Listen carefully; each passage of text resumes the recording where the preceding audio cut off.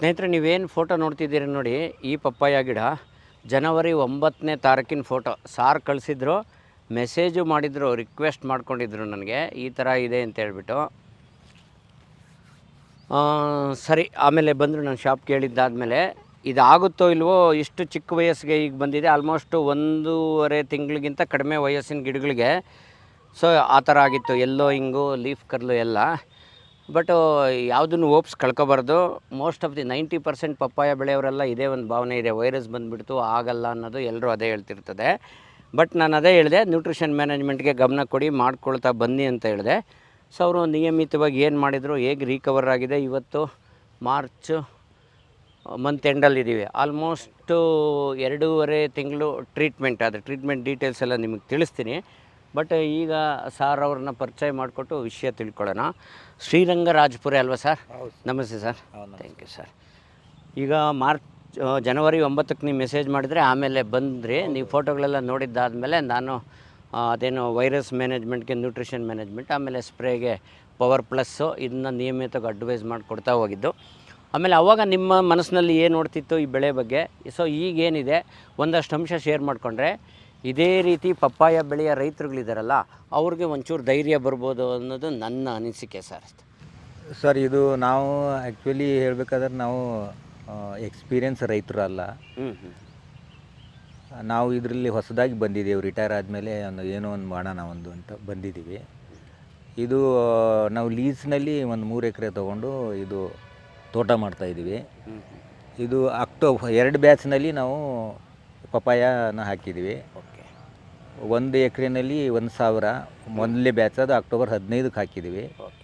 ಆಮೇಲೆ ತಿರ್ಗಾ 1 ತಿಂಗಳು 1.5 ತಿಂಗಳ ಗ್ಯಾಪಿಗೆ ಇನ್ನೊಂದು 1,000 ಹಾಕಿದ್ದೀವಿ. ಆಮೇಲೆ ನಮಗೆ 1.5 ತಿಂಗಳ ಸುಮಾರು ಜನವರಿನಲ್ಲಿ ನಾವು ಯಾರ್ದೊಂದು ನಮ್ಮ ಹುಡುಗನ ಫ್ರೆಂಡ್ಸ್ ಇದ್ದರು, ಅವರನ್ನು ದೂರವಾಣಿ ಮೂಲಕನೇ ಮೊಬೈಲ್ನಲ್ಲಿ ಅಡ್ವೈಸ್ ತೊಗೊಂಡು ಮಾಡ್ತಾಯಿದ್ದೀವಿ. ಅವರು ಸರಿಯಾಗಿ ಹೇಳ್ತಾರೆ ಇದ್ದಾರೆ ಅಂತ ಅಂದ್ಕೊಂಡ್ರು. ಅವರು ಪಾಪ ಸಹ ಗೈಡ್ ಮಾಡಿದ್ರು. ಬಟ್ ಈ ಫೋಟೋ ಅದು ಇದು ಅವರು ಅಬ್ಸರ್ವ್ ಮಾಡಿ ನಮಗೆ ಕರೆಕ್ಟಾಗಿ ಅದು ಗ್ಯಾಪ್ ನಮಗೆ ಅವರಿಗೆ ಜಾಸ್ತಿ ಇರೋದರಿಂದ ಅದು ಸ್ವಲ್ಪ ವ್ಯತ್ಯಾಸ ಆಗಿದೆ. ಆಮೇಲೆ ಇದರಲ್ಲಿ ಎಲೆಗಳು ಹಳದಿ ಬಣ್ಣ ಕರೋದು, ಆಮೇಲೆ ಮುದುಡು ಥರ ಆಗೋದು ಎಲ್ಲ ಬಂತು. ಬಟ್ ನಮಗೂ ಆವಾಗ ಒಂಥರ ಧೈರ್ಯ ಕಳ್ಕೊಂಡು ಬಿಟ್ಟಿವಿ. ಏನು ಮಾಡೋಣಪ್ಪ ಅಂತ ಒಂದು ಯೋಚನೆ ಮಾಡ್ತಾ ನಾನು ಜರ್ನಿನಲ್ಲಿದ್ದೆ. ಆವಾಗೂ ನನಗೆ ಇದು ಅದ್ರ ಬಗ್ಗೆ ಒಂಥರನೇ ಅನ್ನಿಸ್ತಾ ಇತ್ತು, ಏನು ಮಾಡೋದು ಏನಿಲ್ಲ ಅಂತ. ನಾನು ವೀಡಿಯೋನಲ್ಲಿ ಯೂಟ್ಯೂಬ್ನಲ್ಲಿ ಹುಡುಕ್ತೆ, ಸರ್ಚ್ ಮಾಡ್ತಾಯಿದ್ದೆ. ನಮ್ಮದು ಡಾಕ್ಟರ್ ವೇಣುಗೋಪಾಲ್ ಸಾಹೇಬ್ರದ್ದು ವೀಡಿಯೋ ಬಂತು. ಅದು ಎಸ್ಪೆಷಲಿ ಪಪ್ಪಾಯ ಮೇಲೇ ಇತ್ತು. ಮೆಣಸಿನ ಗಿಡ ಮೇಲೇ ಇತ್ತು. ಅದನ್ನೆಲ್ಲ ತೆಗೆದು ನಾನು ನೋಡಿ ಅವಾಗ ಸ್ವಲ್ಪ. ಸೊ ಸ್ನೇಹಿತರೆ, ಇದು ಜಾಗ ದೊಡ್ಡಬಳ್ಳಾಪುರ ಯಲಹಂಕ ಮಧ್ಯ ರಾಜಾನ್ ಕುಂಟೆ. ಸೊ ಮಧುರೈ ರೋಡಲ್ಲಿ ಬರೋ ಬಬ್ಬೂರು ಗ್ರಾಮದಲ್ಲಿ ಪ್ರೆಸಿಡೆನ್ಸಿ ಕಾಲೇಜ್ ಎದುರುಗಡೆನೇ ಇದೆ. ಹೌದು, ಎದುರುಗಡೆನೇ ಇದೆ. ಆಮೇಲೆ ವಿಡಿಯೋ ಎಲ್ಲ ನೋಡಿದ್ರೆ ಸ್ವಲ್ಪ ಅವಾಗೇ ಧೈರ್ಯ ಆಯಿತು. ಮತ್ತು ನಾನು ಧೈರ್ಯ ಮಾಡಿಕೊಂಡು ಅವತ್ತು ನೈಟೇ ಸಾಹೇಬ್ರಿಗೆ ಫೋನ್ ಮಾಡಿದೆ ನಾನು. ಏನಿಲ್ಲ ಬನ್ನಿ ಅಂತ ಹೇಳಿದ್ರು. ಮತ್ತು ಆಮೇಲೆ ನಾನು ಟೂರ್ ಮುಗಿಸ್ಕೊಂಡು ಹೋದ ತಕ್ಷಣವೇ ಫಸ್ಟು ಹೋಗಿ ಅಲ್ಲಿ ಅಪ್ರೋಚ್ ಮಾಡಿದೆ. ಆಮೇಲೆ ಎಲ್ಲ ನ್ಯೂಟ್ರಿಷನ್ ಮ್ಯಾನೇಜ್ಮೆಂಟು, ಸ್ಪ್ರೇ ಮಾಡೋದು ಎಲ್ಲ ಸಾಹೇಬರು, ಡಾಕ್ಟರ್ ಸಾಹೇಬರು ಎಲ್ಲ ಹೇಳಿಕೊಟ್ರು. ಅವ್ರ ಪ್ರಕಾರನೇ ನಾವು ಮಾಡ್ಕೊಂಡು ಬರ್ತಾಯಿದ್ದೀವಿ. ಈಗ ಕ್ರಾಪು ತುಂಬ ಚೆನ್ನಾಗಿ ಬಂದಿದೆ. ಈಗ ನೀವೇ ವಿಡಿಯೋ ನೋಡ್ತಾ ಇದ್ದೀರಲ್ಲ, ಬೆಳೆ ತಗೊಂಡು ನಂಬಿಕೆ ಬಂದಿದೆ. ಆಮೇಲೆ ಅವ್ರ ರಿಕ್ವೆಸ್ಟ್ ಅಂತಂದರೆ, ಇನ್ನು ನಮ್ಮದು ಬೆಳೆ ಸಂಪೂರ್ಣ ಆಗೋವರೆಗೆ ನಮಗೆ ಅವ್ರು ಮಾರ್ಗದರ್ಶನ ಮಾಡಲಿ ಅಂತೇಳಿ ಆಶಿಸ್ತಾ ಇದ್ದೀನಿ. ಅವ್ರು ಮಾಡ್ತಾರಂತ ಹೇಳಿ ನನಗೂ ಆಸೆ ಇದೆ, ಮಾಡ್ತಾರೆ. ಇಷ್ಟೇ ನನಗೆ. ಅಲ್ಲ, ನನಗೂ ನಿಮ್ಮಂಥವ್ರು ಸಿಕ್ಕಿದಾಗಲೇ ನನಗೂ ನಂಬಿಕೆ ಜಾಸ್ತಿ ಆಗೋದು. ಕೆಲವ್ರು ಯಾಕಂದರೆ ಪಪ್ಪಾಯ ಸುಮಾರು ಜನ ಕನ್ಸಲ್ಟ್ ಮಾಡಿದ್ದಾರೆ ನನ್ನ ವೀಡಿಯೋಗಳು ನೋಡಿಕೊಂಡು. 1 ಸರಿ 2 ಸರಿಗೆ ಆಸಕ್ತಿ ಕಳ್ಕೊಬಿಡ್ತಾರೆ. ಇಲ್ಲಿ ಒಂದು ಕಟು ಸತ್ಯ ಒಪ್ಕೋಬೇಕಾಗಿರೋದು, ವೈರಸ್ ಮ್ಯಾನೇಜ್ಮೆಂಟ್ ಅಷ್ಟು ಸುಲಭದ್ದಲ್ಲ. ಸೊ ನಾವು 1-2 ಟ್ರೀಟ್ಮೆಂಟ್ ಮಾಡಿದಾಗ ರಿಕವರಿ ಪಾತಕ್ಕೆ ಬರುತ್ತೆ, ಏನೋ ಮನಸ್ಸಲ್ಲಿ ಖುಷಿ ಆಗುತ್ತೆ, ಪರವಾಗಿಲ್ಲಪ್ಪ ಸುಮ್ಮನೆ ಆಗ್ಬಿಡ್ತೀವಿ. ಅದು ಡಿಸ್ಕಂಟಿನ್ಯೂ ಮಾಡಿದ್ವಿ ಅಂತಂದರೆ ಮತ್ತೆ ನಾರ್ಮಲ್ ಅದೇ ರೀತಿ ಡೆವಲಪ್ ಆಗ್ತಾ ಹೋಗ್ಬಿಡ್ತದೆ. ಬನ್ನಿ. ಹೌದು, ಸೊ ಹಾಗಾಗಿ ಇದು ನಿರಂತರವಾಗಿ ನಿಮಗೇನಿದು ಟ್ರೀಟ್ಮೆಂಟ್ ನಿಜವಾಗ್ಲೂ ಬೇರೆ ಟ್ರೀಟ್ಮೆಂಟು ಬೇರೆ ಬೆಳೆಗಳಿಗೆ ಮಾಡೋದು ಕಂಪೇರ್ ಮಾಡಿದ್ರೆ ಇದೇನು ಕಾಸ್ಟ್ಲಿ ಆಗಲ್ಲ ಟ್ರೀಟ್ಮೆಂಟು ನಿಮಗೆ. ಹೌದು. ಬಟ್ ಅದೊಂದು ಬಟ್ ಏನಂದರೆ ಅದು ಅದು ಏನು ನಾವು ಕೊಡ್ತೀವಲ್ಲ ಅದು ಇಂಟರ್ವೆಲ್ಸ್ ಫಾಲೋ ಮಾಡೋದು, ರೆಗ್ಯುಲಾರಿಟಿಯನ್ನು ಮೇಂಟೈನ್ ಮಾಡೋದು ಇದೆಯಲ್ಲ ಅದು ಇಂಪಾರ್ಟೆಂಟು. ನಂದೇ ಎಕ್ಸ್ಪೀರಿಯೆನ್ಸ್ ಹೇಳ್ತೀನಿ. ಒಂದು ವಾರ ಗ್ಯಾಪ್ ಬಂದಂಗೆ ಬಂತು ಒಂದು ಸಲ, ಒಂದು 15 ದಿವಸ ಗ್ಯಾಪ್ ಮಾಡಿದೆ ಆವಾಗ ಸ್ವಲ್ಪ ಇದರಲ್ಲಿ ಮತ್ತೆ ಚೇಂಜಸ್, ಮತ್ತೆ ನಾವು ಬ್ಯಾಕ್ ಹೋದಂಗೆ ಅನಿಸ್ತು ನಮಗೆ. ಆಮೇಲೆ ನಿನ್ನೆ ಈ ಪಾಯಿಂಟ್ನು ನಾನು ಡಾಕ್ಟರ್ ಸಾಹೇಬ್ರಿಗೆ ಅವ್ರ ಅಂಗಡಿ ಹತ್ರನೂ ಹೇಳಿದೆ ನಾನು, ಇದು ಸ್ವಲ್ಪ ಗ್ಯಾಪ್ ಇಲ್ಲ, ಇದು ಗ್ಯಾಪ್ ಕೊಡೋಂಗಿಲ್ಲ, ಇದು ಕಂಟಿನ್ಯೂಸ್ ಆಗಿ ಮ್ಯಾನೇಜ್ಮೆಂಟ್ ಮಾಡ್ತಾನೆ ಹೋಗ್ಬೇಕಂತ ನಾನು ಹೇಳಿದೆ. ಅದು ಒಪ್ಕೊ ಈ ವಿಷಯ ಅವರಿಗೆ ಯಾಕಂದರೆ ಗಿಡಗಳು ಫಲವತ್ತ ಮೇಲೆ ಬೇರೆ ಬೇರೆ ಏರಿಯಾ ಮೇಲೆ ಡಿಪೆಂಡ್ ಆಗುತ್ತೆ. ಇದೇ ಒಂದು ಪ್ಲಾಟ್ ಲೆಕ್ಕ ಹಾಕೊಳ್ಳೋದಾರೆ ನೋಡಿ, ರಿಕವರಿನಲ್ಲಿ ಕೆಲವು 100% ರಿಕವರ್ ಆಗಿದ್ರೆ ಕೆಲವು ಇನ್ನೂ ರಿಕವರಿ ಪಾತಲ್ಲಿ ಇದಾವೆ. ಹೌದು. ಎಲ್ಲದೂ ಒಂದೇ ರೀತಿ ಬರಲ್ಲ ರೆಸ್ಪಾನ್ಸ್. ನೋಡಿ ಇದು ಸಂಪೂರ್ಣವಾಗಿ ರಿಕವರಿ ಪಾತಲ್ಲಿ ನೋಡಿ, ಅದೇ 2 ಗಿಡಗಳು ಹೌದೌದು, ಆ 2 ಗಿಡ ಇನ್ನು ರಿಕವರಿ ಪಾತಲ್ಲಿದೆ. ಇದು ಸಂಪೂರ್ಣವಾಗಿ ನಾರ್ಮಲ್ ಬಂದಿದೆ. ಸೊ ಹಾಗಾಗಿ ಸ್ವಲ್ಪ ರಿಕವರಿ ಪಾತ್ನಲ್ಲಿ ಅಂದರೆ ನಾವು ಲೆಕ್ಕ ಸರಾಸರಿ ನೋಡಬೇಕಾದ್ರೆ ಏನೋ ಒಂದು 2 to 3% ಇರ್ಬೋದು. ರಿಕವರಿ ಪಾತ್ನಲ್ಲಿ ಇರೋವಂಥದ್ದು ಜಾಸ್ತಿ ಪರ್ಸೆಂಟೇಜ್ನೂ ಏನಿಲ್ಲ, ಒಂದು 2-3% ಇರ್ಬೋದು ಅಷ್ಟೇ. ಮೆಜಾರಿಟಿ ಎಲ್ಲ ಆಗಿದೆ, ರಿಕವರಿ ಆಗಿದೆ. ಸೊ ಆ್ಯಕ್ಚುಲಿ ಇಲ್ಲಿವರೆಗೂ ಜನವರಿ 9ರಿಂದ ಇಲ್ಲಿವರೆಗೂ ಮಾಡಿದ್ರಲ್ಲಿ ಸೊ ಲಾಸ್ಟು 2 times ಇರ್ಬೋದು ಅಷ್ಟೇ ಅಲ್ವಾ ವಾಟರ್ ಸಾಲ್ಯುಬಲ್ ಕೆಮಿಕಲ್ ಫರ್ಟಿಲೈಸರ್ ಕೊಟ್ಟಿರೋದು. ಅಲ್ಲಿವರೆಗೂ ಸ್ವಲ್ಪ ಆರ್ಗ್ಯಾನಿಕ್ ಬಯೋ ಫರ್ಟಿಲೈಸರ್ ಕೊಟ್ಟು ಇಮ್ಯುನಿಟಿ ಬಿಲ್ಡ್ ಮಾಡಿದ್ನ. ಹೌದು. ಒಂದು ಜೀವ 26 ಇರ್ಬೋದು, AMC ಇರ್ಬೋದು, ನೀವು ಕೊಡೋಕ್ಕಿಂತ ಮುಂಚೆ ನಾವು ವಾಟರ್ ಸಾಲ್ಯುಬಲ್ ಹಾಕೇ ಇಲ್ಲ, ನಾವು ಬರೀ ಸ್ಪ್ರೇ ಮಾಡಿದ್ದೀವಿ.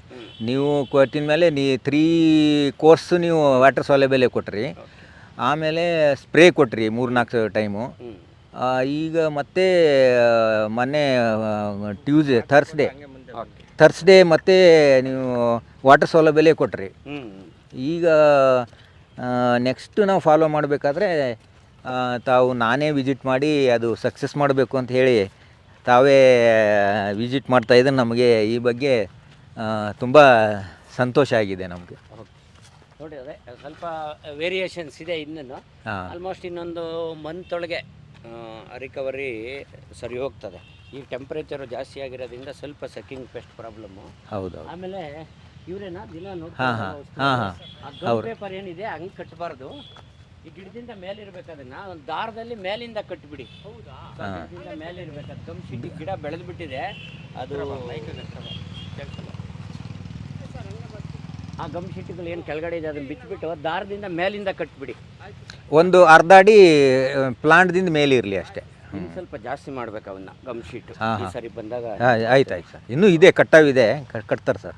ಸೊ ನೀವು ಪಪ್ಪಾಯ ಜೊತೆಗೆ ಇದು ಪ್ಲಾನ್ ಮಾಡಿದ್ದೀರಲ್ವಾ? ಇದು ಡ್ರ್ಯಾಗನ್ನು ಮಾಡಿದ್ದೀವಿ, ಡ್ರ್ಯಾಗನ್ ಫ್ರೂಟು ಪ್ಲಾನ್ ಮಾಡಿದ್ದೀರಾ. ಇದು ಎಷ್ಟು ದಿವಸ ಆಗಿದೆ ನಾಟಿ ಮಾಡಿ? ಇದು ಪಪ್ಪಾಯಕ್ಕಿಂತ 1-2 ತಿಂಗಳು ಮುಂಚೆನೇ ಹಾಕಿದ್ದೀವಿ. ಸರ್ ಇದರಿಂದ ಏನು ಎಫೆಕ್ಟ್ ಆಗಲ್ಲ? ಅದೇನು ಎಫೆಕ್ಟ್ ಆಗಲ್ಲ ನಿಮಗೆ. ಈಗೇನು ನಾವು ಇದಕ್ಕೇನು ಕೆಮಿಕಲ್ ಇನ್ಸೆಕ್ಟಿಸೈಡ್ ಯಾವುದು ಸ್ಪ್ರೇನೇ ಮಾಡಿಲ್ಲ ಇಲ್ಲಿವರೆಗೂ. ಇಮ್ಯುನಿಟಿ ಬೂಸ್ಟರ್, ಪವರ್ ಪ್ಲಸ್, ಹೌದು ಮೈಕ್ರೋನ್ಯೂಟ್ರಿಯೆಂಟ್ಸ್ ಅದು ಏನಿದ್ದು ನಿಮ್ಗಿಂತ ಹಿಂದೆ ಏನು ಮಾಡಿದ್ದೇವಲ್ಲ ಅಷ್ಟೇ ಮಾಡಿರೋದು ಕೆಮಿಕಲ್ ಇದು. ಸರ್ ಸ್ನೇಹಿತರೆ, ಒಟ್ಟಾಗಿ ಹೇಳೋದಾದರೆ ವೈರಸ್ ಬಂದ ತಕ್ಷಣ ಗಾಬರಿ ಪಡಬೇಕಾದ ಅವಶ್ಯಕತೆ ಇಲ್ಲ. ಹಾಗೆಯೇ ವೈರಸ್ ಹೆಸರಿನಲ್ಲಿ ಬರ್ತಕ್ಕಂಥ ಔಷಧಿಗಳಿಂದ ಪರಿಹಾರ ಖಂಡಿತ ಸಿಗಲ್ಲ. ಏನಂದರೆ ವೈರಸ್ಸನ್ನು ಸಾಯಿಸೋದಕ್ಕೆ ಯಾವುದು ಬಂದಿಲ್ಲ. ಗಿಡದಲ್ಲಿ ಇಮ್ಯುನಿಟಿ ಬಿಲ್ಡ್ ಮಾಡಲಿಕ್ಕೆ ಟ್ರೈ ಮಾಡಬೇಕು. ನಿರಂತರವಾಗಿ ಒಂದು ವೈರಸ್ ಪಾರ್ಟಿಕಲ್ಲು ಗಿಡಕ್ಕೆ ಎಂಟ್ರಿ ಆಯಿತು ಅಂದರೆ ಅದರಲ್ಲಿರೋ ಪ್ಲ್ಯಾಂಟ್ ಇಮ್ಯೂನ್ ಸಿಸ್ಟಮ್ ಅದರ ವಿರುದ್ಧ ಫೈಟ್ ಮಾಡ್ತಾ ಇರ್ತದೆ. ಅಲ್ಲಿ ನಾವು ಪ್ಲ್ಯಾಂಟ್ಸ್ಗೆ ಪೂರಕವಾಗಿ ಸಹಾಯ ಆಗೋ ರೀತಿಯಲ್ಲಿ ಮ್ಯಾನೇಜ್ ಮಾಡಬೇಕು. ಅದ್ರ ಬದಲು ಗಾಬರಿ ಬಿದ್ದಿರ್ತೀವಿ, ನಾವು ಮೆಂಟಲಿ ಸ್ವಲ್ಪ ವೀಕ್ ಆಗಿಬಿಟ್ಟಿರ್ತೀವಿ, ವೈರಸ್ ಬಂದಾಗ ಬೆಳೆ ಹೋಗುತ್ತೆ ಅಂತ ಯಾರೋ ಫೀಲ್ಡಿಗೆ ಬರ್ತಾರೆ ಡೈರೆಕ್ಟಾಗಿ ನಮ್ಮದು ವೈರಸ್ ಔಷಧಿ ಇದೆ ಅಂದರೆ ವೈರಸ್ ಹೆಸರೇ ಇರ್ತದೆ ಅದ್ರ ಮೇಲೆ. ಈ ಥರದ್ದೆಲ್ಲ ಅನ್ಆಥರೈಸ್ಡ್ ಪ್ರಾಡಕ್ಟ್ ತುಂಬ ಇರ್ತದೆ. ಗಾಬರಿ ಬಿದ್ದು ಆ ಥರ ಮಾಡೋಕ್ಕೆ ಹೋಗಬೇಡ್ರಿ. ನ್ಯೂಟ್ರಿಷನ್ ಮ್ಯಾನೇಜ್ಮೆಂಟ್ಗೆ ಗಮನ ಕೊಡಬೇಕು. ಈಗ ಒಂದು ಏನು ಇಮ್ಯುನಿಟಿ ಎಲಿಸಿಟರ್ ಅಂತ ನಾನು ನಿಮಗೆ ಹಿಂದೆನೇ ಹೇಳಿದ್ದೆ ಪಪ್ಪಾಯ ವಿಡಿಯೋದಲ್ಲಿ, ಪವರ್ ಪ್ಲಸ್ ಅಂತ ಹೇಳ್ಬಿಟ್ಟು, ಅದು CBD ಎಕ್ಸ್ಟ್ರಾಕ್ಟ್ ಬೇಸ್ಡ್ ಪ್ರಾಡಕ್ಟು. ಮೈಸೂರಿನ ವಿಜ್ಞಾನಿ ಡಾಕ್ಟರ್ ವಸಂತಕುಮಾರ್ ತಿಮ್ಕಾಪುರ್ ಅವರು ಫಾರ್ಮುಲೇಷನ್ ಮಾಡಿರ್ತಕ್ಕಂಥದ್ದು. ಸೊ ಗೌರ್ಮೆಂಟ್ ಅಪ್ರೂವ್ಡು, ಸೇಲ್ಸ್ ಎಲ್ಲ ಕಡೆ ಮಾಡೋ ಅಂಥ ಪ್ರಾಡಕ್ಟೇ ಅದು, ಅನ್ಆಥರೈಸ್ಡ್ ಯಾವುದೂ ಅಲ್ಲ. ಅದನ್ನು ಹೆಚ್ಚು ಕಡಿಮೆ ವೀಕ್ಲಿ ಇಂಟರ್ವೆಲ್ಲಲ್ಲಿ power plus 1 time, power plus 2 1 time ಸಿಂಗಲ್ಲಾಗಿ actually with CN calcium nitrate ಹಾಕ್ಕೊಂಡು ಸ್ಪ್ರೇ ಮಾಡಬೇಕು. ಕ್ಯಾಲ್ಶಿಯಂ ಯಾಕೆ ಅಂದರೆ ಅದು ಗ್ರೋತ್ಗೆ ಸಹಾಯ ಮಾಡಲಿಕ್ಕೆ. ಅದು ಹೊಸದು ಏನಾಗಿದೆ ಗ್ರೋತು ನಿಂತೋಗ್ಬಿಟ್ರೆ ಹಾಲ್ಟ್ ಆಗಿಬಿಡ್ತದೆ. ಕ್ಯಾಲ್ಶಿಯಂ ಕೊರತೆ ಆಯಿತು ಅಂತಂದರೆ ಸೆಲ್ಸು ವೀಕ್ ಆಗುತ್ತೆ, ವೈರಸ್ಸು ಸ್ಟ್ರಾಂಗ್ ಆಗ್ತಾ ಹೋಗ್ತದೆ. ಪ್ಲ್ಯಾಂಟ್ ಸೆಲ್ಸು ಸ್ಟ್ರಾಂಗ್ ಆಗಬೇಕು. ಈ ಯಾವುದು ಗ್ರೋತು ಟಿಪ್ಸ್ ಏನಿರುತ್ತೆ, ಬೆಳವಣಿಗೆಯ ತುದಿಗಳು ಅಲ್ಲಿ ನಿರಂತರವಾಗಿ ಬೆಳವಣಿಗೆ ನಡೀತಾ ಇರಬೇಕು ಅಂದರೆ ಕ್ಯಾಲ್ಶಿಯಂ ಕೊರತೆ ಆಗಬಾರ್ದು, ಕ್ಯಾಲ್ಶಿಯಂ ಬೇಕು.